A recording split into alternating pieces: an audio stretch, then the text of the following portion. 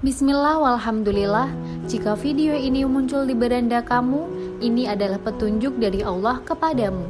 Setidaknya tulislah sholawat kepada Nabi Muhammad SAW dalam komentar. Insya Allah bisa jadi bukti kecintaan kita untuk mendapatkan syafaat kelak di akhirat, dan semoga diijabah semua doa dan keinginanmu.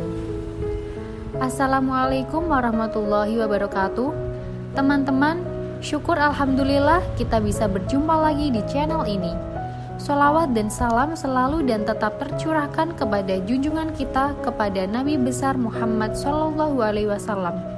Allahumma sholli ala Sayyidina Muhammad wa ala ali Sayyidina Muhammad. Harapan dan doa kita bersama, semoga kita semua diberikan kesehatan, dilapangkan rizki, dan diampuni dosa serta dipanjangkan umurnya. Amin ya robbal alamin. Segala puji hanya bagi Allah, Tuhan semesta alam, yang telah memberikan kita nikmat iman dan Islam. Sholawat serta salam semoga senantiasa tercurah kepada junjungan kita, Nabi Muhammad SAW, beserta keluarga, sahabat, dan pengikutnya hingga akhir zaman. Saudaraku yang dirahmati Allah, pernahkah Anda merasa terbebani oleh dosa-dosa besar yang pernah Anda lakukan? Pernahkah hati Anda merasa gundah dan bertanya-tanya, apakah Allah akan mengampuni dosaku? Jika iya, maka ketahuilah bahwa Allah adalah Maha Pengampun, Maha Penyayang, dan pintu taubatnya selalu terbuka lebar untuk hamba-hambanya yang ingin kembali.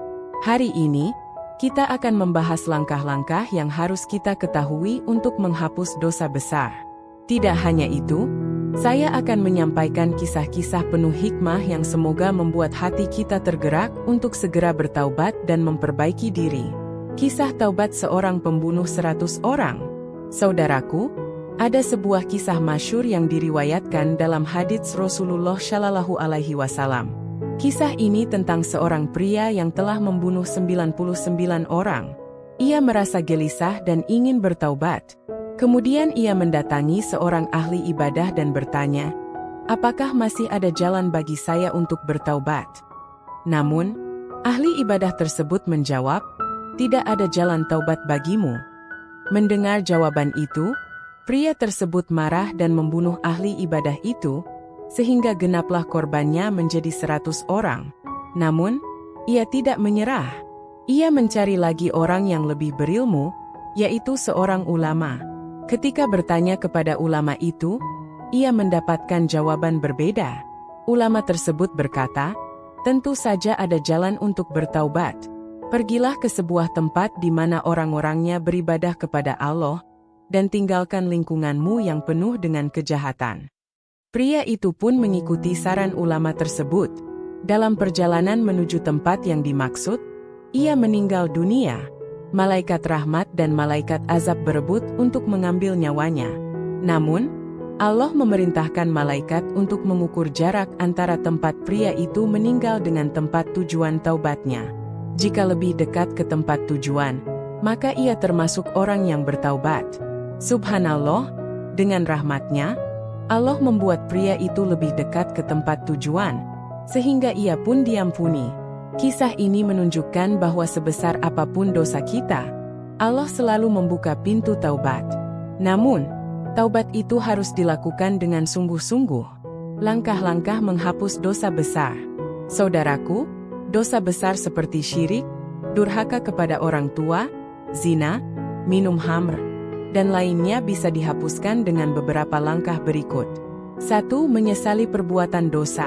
Langkah pertama adalah penyesalan yang tulus. Hati kita harus benar-benar merasa bersalah atas dosa yang telah dilakukan. Penyesalan adalah kunci utama untuk memulai taubat. Rasulullah SAW bersabda, penyesalan adalah taubat. Hr. Ibnu Majah, jika kita tidak menyesal, maka taubat kita tidak akan diterima oleh Allah. Penyesalan ini harus datang dari hati yang terdalam, disertai dengan tekad untuk tidak mengulanginya lagi. 2. Berhenti dari perbuatan dosa. Langkah berikutnya adalah berhenti total dari dosa yang kita lakukan. Jika seseorang bertaubat tetapi masih terus melakukan dosa tersebut, maka taubatnya tidak diterima. Misalnya, jika Anda bertaubat dari riba, maka berhentilah segera dari segala bentuk transaksi riba. Allah berfirman, dan orang-orang yang apabila mengerjakan perbuatan keji atau menganiaya diri sendiri, mereka ingat kepada Allah, lalu memohon ampun terhadap dosa-dosa mereka. Quran Surat Ali Imran 135. Ingatlah, taubat yang diterima adalah taubat yang disertai dengan tindakan nyata untuk menghentikan dosa. 3. Memperbanyak istighfar. Istighfar adalah senjata utama seorang muslim. Rasulullah Shallallahu Alaihi Wasallam, yang maksum dan terjaga dari dosa, selalu memperbanyak istighfar. Beliau bersabda, "Demi Allah, sesungguhnya aku beristighfar kepada Allah dan bertaubat kepadanya lebih dari 70 kali dalam sehari." Hr. Bukhari. Apalagi kita, yang penuh dengan dosa dan kesalahan, jangan pernah lelah untuk mengucapkan, Astagfirullahaladzim, kapanpun dan dimanapun. 4. Mengganti perbuatan buruk dengan perbuatan baik. Allah berfirman, sesungguhnya perbuatan baik itu menghapuskan perbuatan buruk. Quran Surat Hud 114. Setelah bertaubat, kita harus mengganti perbuatan buruk dengan kebaikan. Misalnya, jika sebelumnya kita sering berbohong, maka mulailah untuk selalu berkata jujur. Jika sebelumnya kita malas sholat, maka mulailah untuk menjaga sholat 5 waktu. 5. Tinggalkan lingkungan yang buruk. Lingkungan memiliki pengaruh besar terhadap diri kita. Jika kita ingin benar-benar bertaubat, maka tinggalkan lingkungan yang bisa membawa kita kembali pada dosa. Cari teman-teman yang soleh dan lingkungan yang mendukung kita untuk tetap istiqomah di jalan Allah. Rasulullah Shallallahu Alaihi Wasallam bersabda, seseorang itu akan mengikuti agama teman dekatnya, maka perhatikanlah dengan siapa ia berteman. Hr. Abu Dawud dan Tirmidzi. Hikmah dari taubat. Saudaraku, taubat bukan hanya tentang menghapus dosa. Ada banyak hikmah yang akan kita dapatkan. Di antaranya, hati menjadi tenang. Ketika kita bertaubat, hati kita akan merasakan ketenangan. Tidak ada lagi rasa bersalah yang menghantui. Dosa-dosa diampuni. Allah berjanji untuk mengampuni dosa hambanya yang bertaubat dengan sungguh-sungguh. Pahala yang berlipat. Tidak hanya menghapus dosa, taubat juga bisa mengubah dosa menjadi pahala.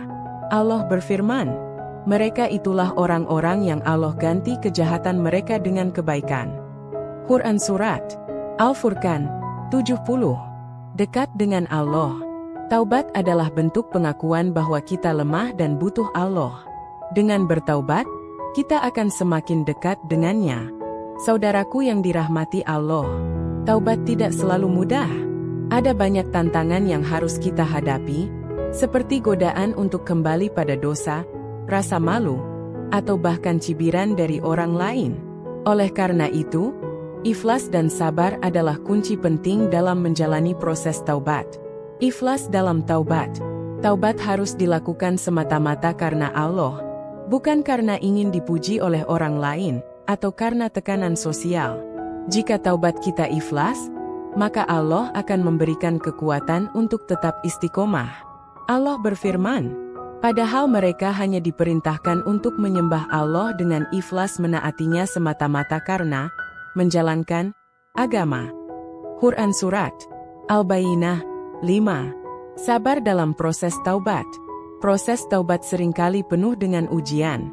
Mungkin kita akan menghadapi kesulitan dalam meninggalkan kebiasaan buruk atau merasa sulit untuk memulai kebiasaan baik. Namun, ingatlah bahwa sabar adalah bagian dari iman, dan Allah bersama orang-orang yang sabar.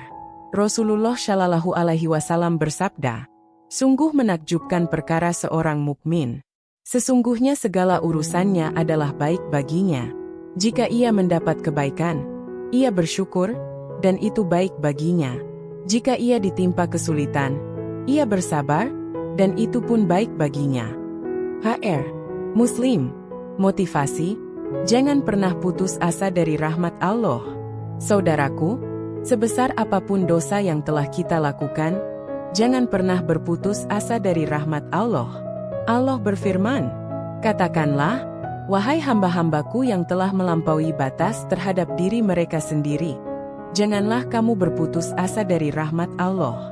Sesungguhnya Allah mengampuni dosa-dosa semuanya. Quran Surat Az-Zumar 53. Ayat ini adalah bukti cinta dan kasih sayang Allah kepada hambanya. Selama kita mau bertaubat, Allah pasti akan mengampuni. Saudaraku yang dirahmati Allah, jangan pernah menunda taubat. Rasulullah Shallallahu Alaihi Wasallam bersabda, sesungguhnya Allah akan menerima taubat seorang hamba selama nyawanya belum sampai di tenggorokan. Hr. Tirmidzi. Jangan biarkan dosa-dosa besar kita menjadi penghalang menuju surga. Mulailah bertaubat hari ini, sekarang juga. Ingatlah, Allah Maha Pengampun dan Maha Penerima Taubat. Semoga ceramah ini menjadi pengingat bagi kita semua untuk terus memperbaiki diri dan mendekatkan diri kepada Allah. Mari kita berdoa agar Allah mengampuni dosa-dosa kita, menerima taubat kita, dan memasukkan kita ke dalam surganya. Wassalamualaikum warahmatullahi wabarakatuh.